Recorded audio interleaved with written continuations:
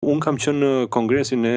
sindikatës Verdi, që është sindikata më e madhe në Gjermani, dhe në atë kongres mori pjesë dhe kancelari gjerman, edhe ku fut kancelari, dhe sa filloi fjalën kancelari, të mbante fjalën, një pjesë e sindikatës u ngrit dhe protestuan kundër kancelarit. Pa i ndërprer fjalën, kuptohet, me pankarta, por duhet që vunë vështërsi dhe kancelarin, sepse dhe protesta ishte, si që e thatë, një çështje që s'kishte lidhje me sindikatën kundra dërgimit të armëve në Ukrainë. Pra një grup, një fraksion i sindikatës mendonin që ne thoshin nuk duhet të shpenzojmë lekët tona për të dërguar armë në Ukrainë. Pra u ngritën për një çështje që s'kishte lidhje fare. Dhe kjo ndodhte në një kongres sindikate përpara kancelarit dhe u detyrua kancelari të jepte përgjigje atyre pankartave. Përgjigja ishte politike sigurisht, por duhet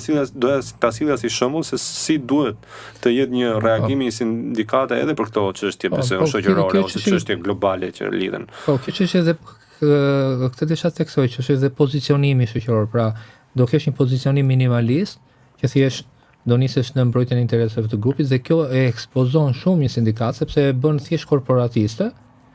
Apo do angazhohet në kauza pak më të mëdha. Dhe kjo pastaj thashë është leadershipi, është mënyra se si pozicionohesh në shoqëri, se si kryen komunikimin etj. Dhe sigurisht që kjo do pastaj edhe mbështetje, ndon resurset e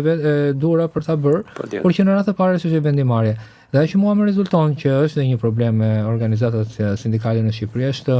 pikërisht mungesa e qartësisë për këto gjëra, po edhe mungesa e proceseve të brendshme ku të tilla gjëra të kenë mundësi që të zhvillohen dhe të diskutohen në mënyrë të hapur. Pra është në mënyrë ciklike. Duhet njerëzit të jenë të informuar për këto çështje dhe pastaj të ingrejnë këto çështje dhe këto të bëhen çështje diskutimi dhe eventualisht pastaj vendimarrje edhe krijimi një trajektore të re. Thënë këtë, unë mendoj që të gjitha këto ndryshime që ne po shohim sot në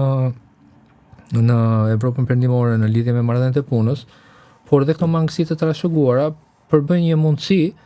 për t'i kapërcyer këto dhe për të krijuar një, si thua, organizim